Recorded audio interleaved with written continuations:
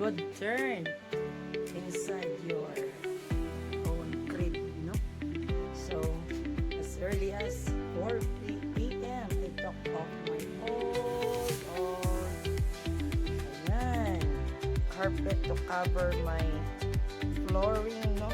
After the baha way back 3 years ago, nung dumating dito yung baha until dito yung baha, kaya ayan dahil parang silang-sira yung aming so also to cover the damage of the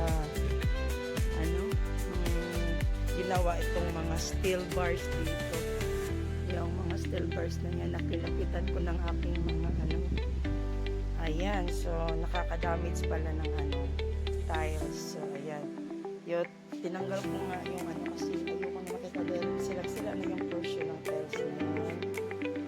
Kaya ayan po, ito yung mukha kasi nag-cover ako ng pang-walling cover, nilagay ko sa floor. Yan palang resulta of didikit yung mga ayan, as early as 4 a.m. nagkuskus ako ng nagkuskus. Grabe, magkuskus kapoy. Yun na po yung kinuskus ko kanina. Buti na lang ito, madali makuskus ito na portion. Ayun yung kaayos na kapal. Ay, naka-lard tabang.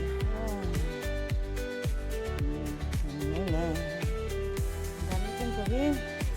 Siyempre yung malabada ko, ang dami. Last night yun yung pinagagawa. Wow! Nakahang doon sa taas yung aking mga labada. Ito naman, tatapusin ko dito. Ay nako, tabang mga langit. Ayan, galinisin ko. Tuloy natin. Tingnan na lang, bago natin walisan. Hindi tayo akong kamay. Ako, kapal. Ayan na, itigas.